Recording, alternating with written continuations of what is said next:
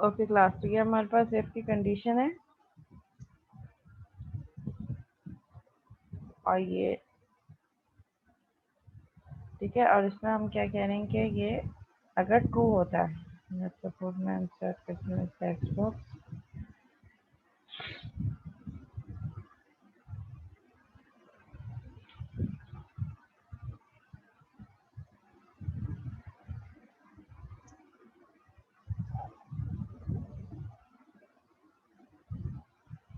ठीक है। If this condition is true then इसमें टेक्स्ट कर देते हैं डू दिस। ये सिंपल इफ वाला पोर्शन है।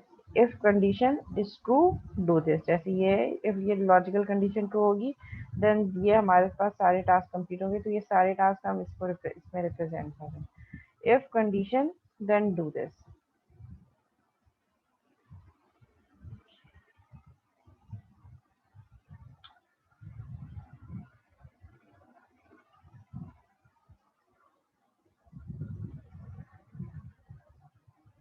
तो इसको हम कह रहे हैं यस। अगर ये कंडीशन ट्रू होती है तो यस को हटा के मैं ऑन मीनिंगफुल कर देती हूँ ट्रू।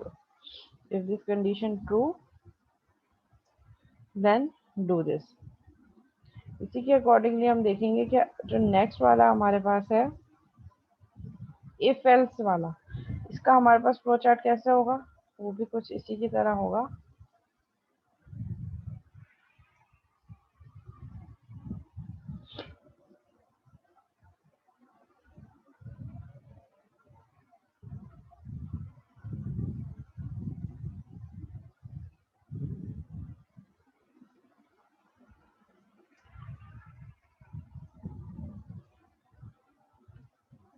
ठीक है, ये मेरे पास इसका फ्लो चार्ट आ गया। तो फिर मुझे कह रहा है कि if condition then do this. यहाँ पे हम इसके करेंगे अगर कंडीशन ट्रू हो रही है तो ये करो, और एक और एरो हेड बनाएंगे हम अब फॉल्स के लिए पे, यानी कि यहाँ पे हम ट्रू के अलावा एक और ऑल्टरनेटिव भी दे रहे हैं। अगर हमारे पास ये फॉल्स हो जाता है तो फॉल्स होने की सूरत में क्या करो, डू दिस।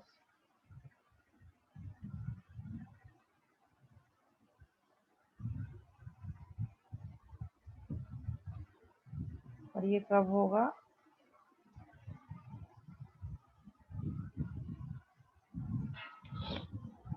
जब स्टेटमेंट फॉल्स होगी। फर्स्ट वाला एल्गोरिथम, ये जो हमारे पास फ्लो चार्ट है इसमें कोई फॉल्स वाला ऑल्टरनेटिव नहीं था। अगर कंडीशन ट्रू है तो ये करो, नहीं है तो फिर उसके बाद जो इफ के बाद वाली स्टेटमेंट है वो एग्जीक्यूट करो, ये वाली स्टेटमेंट स्किप हो जाएंगी।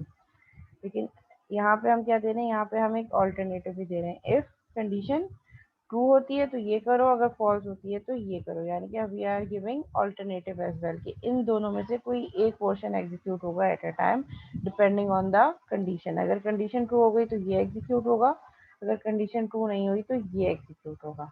और अगर यही चीज हम लास्ट वाले में देखें,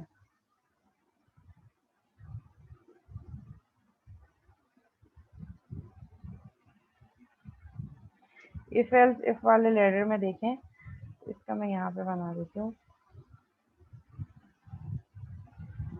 ठीक है, if condition is true then do this, else अगर फॉल्स होती है तो फिर क्या करो, फॉल्स के साथ हमने एक और इफ कंडीशन दी है। तो यहाँ पे हमारे पास क्या होगा, इंसर्ट, ये नेस्टेड इफ नहीं है क्लास, अभी हमने नेस्टेड इफ नहीं पढ़ी। ठीक है, हम simple if, if else and if else, if else पढ़ रहे हैं। नेस्टेड इफ अभी हमने नहीं पढ़ी। ठीक है, तो अब हम कह रहे हैं अगर ये कंडीशन ट्रू होती है तो ये करो, एल्स इफ अगर ऐसा नहीं है, एल्स का मतलब ऐसा नहीं है फॉल्स, इसके फॉल्स वाले ऑल्टरनेटिव पे कहाँ जाओ, ट्रू होती है तो ये कर दो, और अगर फॉल्स होती है तो फिर क्या करो, हमेशा इसके दो ऑल्टरनेटिव हो सकते हैं, या तो ट्रू या फॉल्स। ठीक है, तो हमने इसको कहा कि अगर फॉल्स हो रही है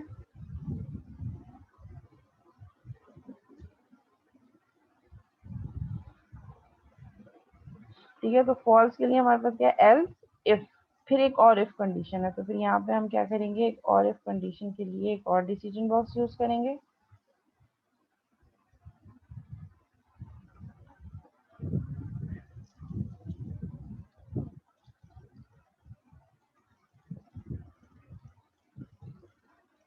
ठीक है, अगर कंडीशन फॉल्स हो रही है तो एक और कंडीशन आ जाएगी, उसको चेक करो।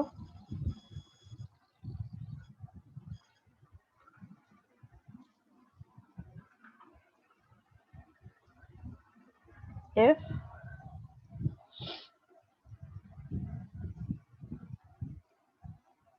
नेक्स्ट कंडीशन,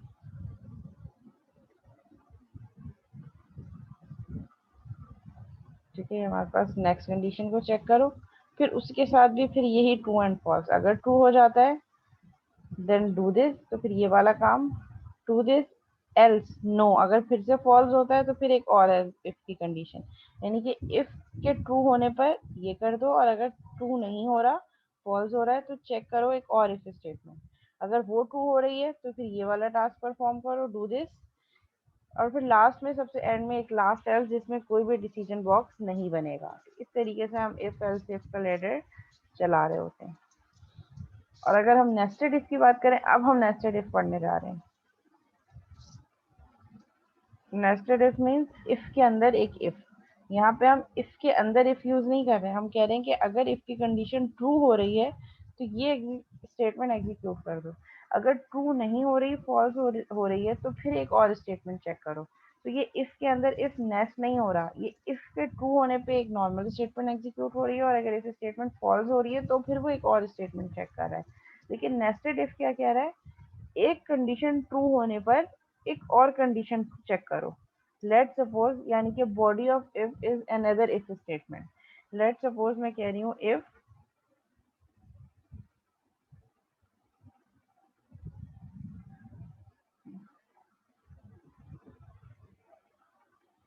लॉजिकल कंडीशन अगर ये ट्रू हो जाती है तो बॉडी ऑफ इफ के अंदर एक और इफ स्टेटमेंट, लॉजिकल कंडीशन, यानी कि इफ की बॉडी के अंदर हमने एक और इफ स्टेटमेंट यूज कर दी, ये थोड़ा सा लॉजिकल होगा। ठीक है, अगर ये ट्रू होता है तो ये मेरे पास बॉडी हो गई इनर इफ की, इसमें हमारे पास आउटर और इनर इफ का कॉन्सेप्ट है। ठीक है, ये जो ये वाले इफ है ये हमारे पास आउटर इफ है,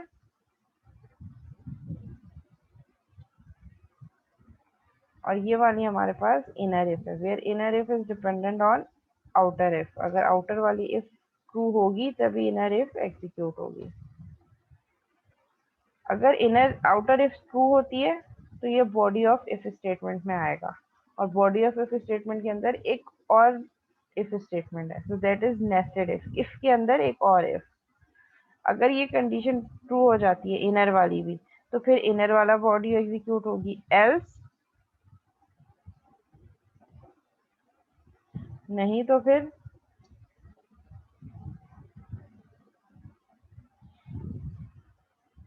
ये वाली बॉडी एग्जीक्यूट होगी, एल्स वाली।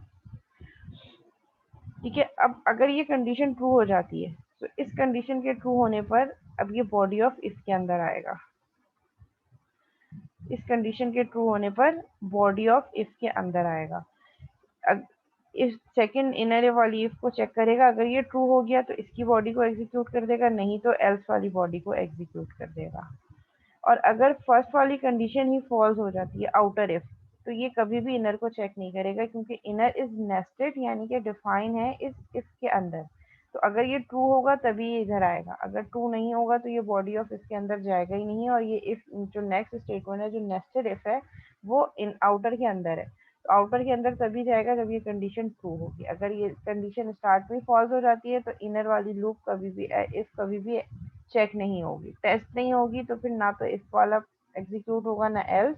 पूरी की पूरी ये इफ की बॉडी मेरे पास स्किप होके ये जो लास्ट वाला एल्स है, एल्स इस पे चला जाएगा। अब हमें यहाँ पे ये समझना जरूरी है कि कौन सा एल्स कौन से इफ का पार्ट है। तो जो एल्स फॉरन इफ के बाद यूज होता है वो उस इफ का पार्ट होता है, जैसे ये वाला एल्स है, इससे पहले वाला इफ ये है, तो ये वाला एल्स जो है ये इस इफ का पार्ट है, ये एक इफ एल्स है। और ये जो ये वाला एल्स है ये आउटर वाले इफ का पार्ट है, कि अगर आउटर वाली कंडीशन ही फॉल्स हो जाती है तो फिर ये इस एल्स में जाके जो भी स्टेटमेंट होगी एग्जीक्यूट करेगा। हाँ, हम ये भी कर सकते हैं कि इस एल्स में एक और इफ यूज कर दें, तो हमारा प्रोग्राम फिर और कॉम्प्लिकेटेड होता चला जाएगा। ठीक है, अब मैं वन बाय वन आपको जो है ये सारी जो हमने स्ट्रक्चर डिफाइन किया, अच्छा इसका हम फ्लो चार्ट अगर देखें तो नेस्टेड इफ का हमारे पास फ्लो चार्ट कैसा बनेगा।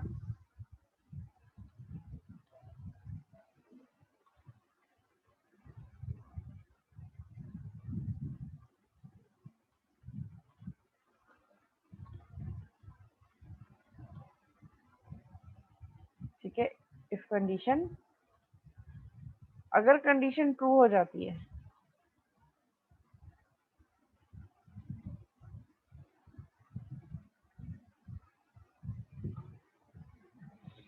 अगर कंडीशन ट्रू होती है यस,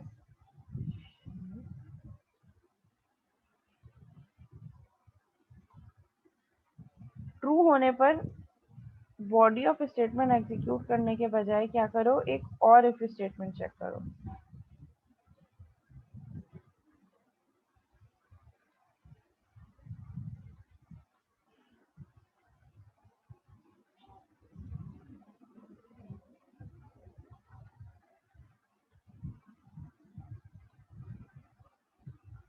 ठीक है, अगर ये वाली स्टेटमेंट ट्रू होती है, जो हमारे पास इनर वाली इफ है, यानी कि आउटर ट्रू हो गई, इनर पे आया, इनर भी ट्रू हो गई, तो फिर उसके अकॉर्डिंगली हम क्या करेंगे, अगर हमारे पास इनर भी ट्रू हो गई देन डू दिस। और ये डू दिस कौन सा वाला है, ये डू दिस ये वाला है, आउटर वाली लूप, ये जो आउटर वाली इफ स्टेटमेंट है, इसके लिए ये वाला हमारे पास डिसीजनल बॉक्स यूज हो रहा है। अगर ये ट्रू होता है तो बॉडी ऑफ इफ एग्जीक्यूट होगी, एक और बॉडी, इसके अंदर हमने एक और इफ यूज की है, तो वो ये वाली इफ है, ये वाली जो इनर लॉजिकल कंडीशन है ये वाली इफ है। अगर ये ट्रू हो जाता है तो ये एग्जीक्यूट कर दो, एल्स अगर ये ट्रू नहीं होता, ठीक है, लेट्स सपोज ये फॉल्स होता है हमारे पास,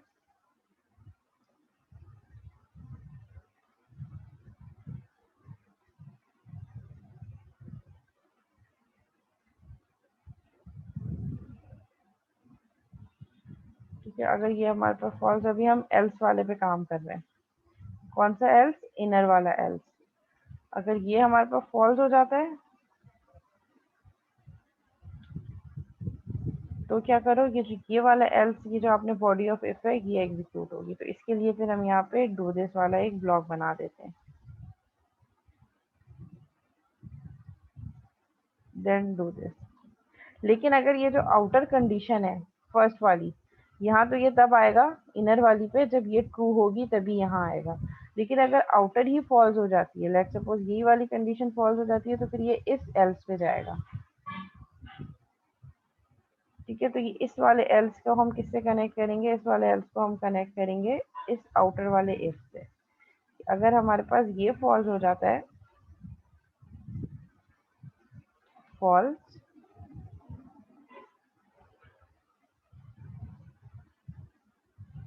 तो फिर क्या करो, तो फिर एक और क्या करो, एल्स वाला जो पोर्शन है उसको एग्जीक्यूट, अगर ये कंडीशन ही फॉल्स हो जाती है देन डू दिस।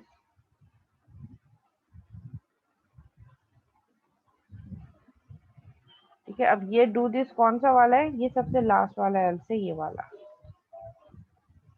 एल्स का पार्ट है, ये वाला डू दिस, इस पे जो स्टेटमेंट होगी वो एग्जीक्यूट होगी। अब हम वन बाय वन मैं इसका कोड करके आपको दिखा देती हूँ सी शार्प पे जाके।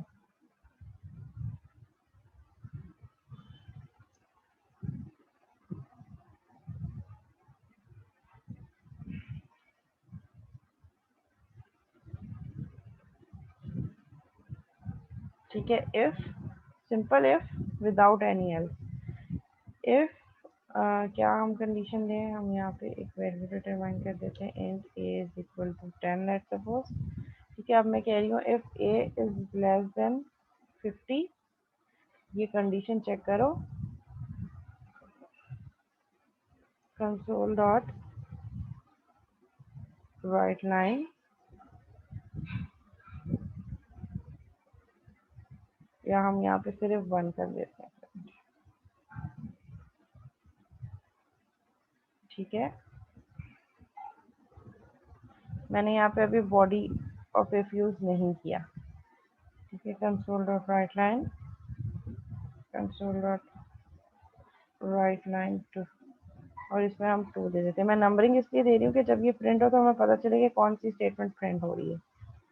कंसोल, आप चाहें तो कुछ भी प्रिंट करवा सकते हैं, अपना नाम प्रिंट करवा दें, वटेवर आप जो भी प्रिंट करवाना चाह रहे हैं आप प्रिंट करवा सकते हैं। आप नंबर प्रिंट करवाना चाहें आप नंबर प्रिंट करवा सकते हैं।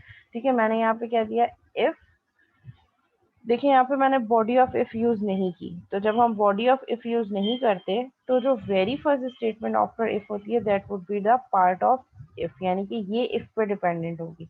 अगर ये इफ की कंडीशन ट्रू होगी तो ये बॉडी ऑफ इफ एग्जीक्यूट होगी, अगर ये इफ की कंडीशन फॉल्स होगी तो ये बॉडी ऑफ इफ एग्जीक्यूट नहीं होगी। बाकी की ये जो 2 रिमेनिंग स्टेटमेंट्स हैं that are independent statements which are not dependent of if statement. If की कंडीशन ट्रू हो फॉल्स हो, इन 2 स्टेटमेंट्स को, उस पर कोई फर्क नहीं पड़ेगा, ये हर हाल में एग्जीक्यूट होंगे। इसको रन करके देख लेते हैं। 1 2 3 तीनों स्टेटमेंट प्रिंट हुई। फर्स्ट वाली इसलिए प्रिंट हुई क्योंकि इफ की कंडीशन हमारे पास ट्रू है, ए की वैल्यू 10 है and 10 is less than 50, so this condition is true, therefore body of if also executed. ठीक है, तो ये चीज याद रखनी है कि जब हम ब्रैकेट यूज नहीं कर रहे तो इफ के फौरन बाद वाली स्टेटमेंट इफ की बॉडी है, बाकी statement are independent statement. Let suppose अब मैं ए की वैल्यू 100 कर रही हूँ, अब ये कंडीशन फॉल्स हो जाएगी क्योंकि 100 इज लेस देन 50 नहीं है। तो जब ये कंडीशन फॉल्स होगी तो सिर्फ फर्स्ट स्टेटमेंट इफेक्ट होगी जो कि इफ का पार्ट है, बाकी ये 2 स्टेटमेंट्स आर इंडिपेंडेंट स्टेटमेंट। देखें 2 एंड 3, इसका इफ की कंडीशन सही होने पे गलत होने पे इन 2 स्टेटमेंट पे कोई फर्क नहीं पड़ेगा। हाँ, अगर मैं इनको एक्सप्लिसिटली बॉडी बना देती हूँ, ब्रैकेट्स के अंदर डिक्लेयर करती हूँ, तो फिर ये हर हाल में इसकी बॉडी है। जो ब्रैकेट के अंदर है वो इसकी बॉडी है, चाहे वो एक स्टेटमेंट हो, 2 हो, 5 हो या 10 हो। और जो ब्रैकेट के बाहर है वो इसकी बॉडी नहीं है। इसको रन करके देख लेते हैं। देखिए, कंडीशन फॉल्स हो गई, पूरी बॉडी ऑफ इफ एग्जीक्यूट नहीं हुई, बॉडी के बाहर जो स्टेटमेंट थी वो एग्जीक्यूट हो गई। अब लेट सपोज कि मैं इस कंसोल 3 वाली स्टेटमेंट को भी बॉडी के अंदर ले लेती हूँ इसकी, तो फिर कुछ भी प्रिंट नहीं होगा, कुछ भी प्रिंट नहीं होगा। ठीक है, ये हमारे पास नॉर्म सिंपल इफ स्टेटमेंट हो गई। So we can use if statement with body and without body as well. अगर हम बॉडी, ये ब्रैकेट यूज नहीं कर रहे हैं बॉडी डिफाइन करने के लिए, तो इफ के जो फौरन बाद वाली स्टेटमेंट होगी वो हमारे पास इसका पार्ट होगी। ठीक है, अगर मैं बॉडी रिमूव कर देती हूँ तो जो इफ के वेरी फर्स्ट स्टेटमेंट है, इसके फौरन बाद वाली, वो इसका पार्ट है, बाकी स्टेटमेंट्स हमारी इंडिपेंडेंट स्टेटमेंट्स हैं जो इस पे डिपेंडेंट नहीं है। ठीक है, ये 2 और 3, ये चीज़ क्लियर हो गई। दूसरी चीज़ ये, अच्छा इसकी आपको बहुत प्रैक्टिस करनी पड़ेगी, खुद से ये सारी चीज़ें ऑल्टरनेटिव आपको बताने पड़ेंगे कि अगर हम ये करें तो क्या होगा, ये करें तो क्या होगा।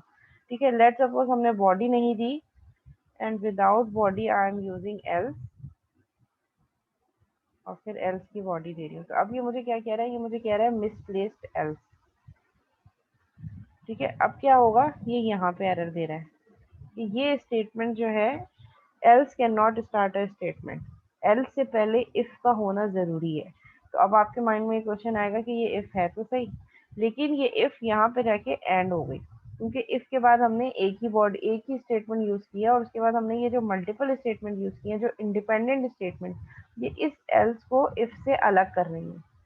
तो एल्स हमेशा इफ के फौरन बाद यूज होना चाहिए, यानी कि अगर मैं कह रही हूँ कि ये फर्स्ट स्टेटमेंट इफ का पार्ट है तो एल्स फौरन मेरे पास यहाँ इस पार्ट के बाद यूज होना चाहिए, फिर कोई एरर नहीं आएगा। देखो, देखिए अब एरर नहीं आया। अब क्या होगा, जिस तरह इफ की फौरन बाद वाली स्टेटमेंट इफ का पार्ट थी, एल्स के फौरन बाद वाली स्टेटमेंट एल्स का पार्ट है। तो अब अगर ये कंडीशन ट्रू होगी तो ये वाली बॉडी एग्जीक्यूट होगी, और अगर ये कंडीशन फॉल्स होती है तो ये वाली बॉडी एग्जीक्यूट होगी, और ये वाली स्टेटमेंट इंडिपेंडेंट स्टेटमेंट है जो ना तो इफ से कनेक्टेड है ना एल्स से। 3 हर हाल में प्रिंट होगा, 1 और 2 में से कोई एक प्रिंट होगा डिपेंडिंग ऑन द कंडीशन। क्योंकि ये कंडीशन फॉल्स है तो एल्स वाला पार्ट एग्जीक्यूट होगा। तो आप ऐसा नहीं कर सकते कि इफ के बाद विदाउट बॉडी आपने, जैसे ये इफ यहाँ एंड हो गई, क्योंकि हमने अभी बॉडी ब्रैकेट यूज नहीं किया, तो इसके फौरन बाद वाली स्टेटमेंट के बाद इफ एंड हो गया। इसके बाद मैंने एक और statement the, it means if खत्म हो गया, इफ का असर खत्म हो गया प्रोग्राम में। अब अगर मैं यहाँ पे एल्स यूज करती हूँ तो मेरे पास एरर आएगा कि ये वाली स्टेटमेंट, एक इंडिपेंडेंट स्टेटमेंट के बाद आप एल्स यूज कर रहे हैं, तो एल्स मिसप्लेस हो गया है। इफ स्टेटमेंट हो, इफ की बॉडी हो और उसके फौरन बाद एल्स होना चाहिए, बीच में कोई और स्टेटमेंट ना आए। हाँ, अगर मैं बॉडी ऑफ इफ को डिटरमाइन करने के लिए ये ब्रैकेट यूज कर रही हूँ तो फिर एल्स यहाँ पे यूज हो सकता है। एल्स के बाद एक ही स्टेटमेंट है तो मैंने उसको ब्रैकेट में यूज नहीं किया। अगर मैं यहाँ पे बॉडी को यहाँ क्लोज करने के बजाय यहाँ कर रही हूँ तो फिर ये फिर एरर देगा। लेट सपोज मैं कह रही हूँ इसकी बॉडी यहाँ एंड हो गई, फिर एक नॉर्मल इंडिपेंडेंट स्टेटमेंट और उसके बाद एल्स, तो ये एल्स और इफ के बीच में एक और इंडिपेंडेंट स्टेटमेंट है जो यहाँ पे हमें एरर थ्रो करी होगी कि एल्स को हमेशा इफ की स्टेटमेंट और बॉडी के बाद आना चाहिए। तो फिर मैं क्या करूँगी, या तो इस स्टेटमेंट को यहाँ से हटा दूंगी, एक ऑल्टरनेटिव ये है हमारे पास, ठीक है, देखें एरर हट गया, और उस वाली स्टेटमेंट को मैं इफ का पार्ट बना दूँ। तो ये हमारे पास नॉर्मल इफ एल्स हो गया। अच्छा, मीटिंग एंड होने वाली है, सेम मीटिंग आईडी पे फौरन दोबारा ज्वाइन करेंगे।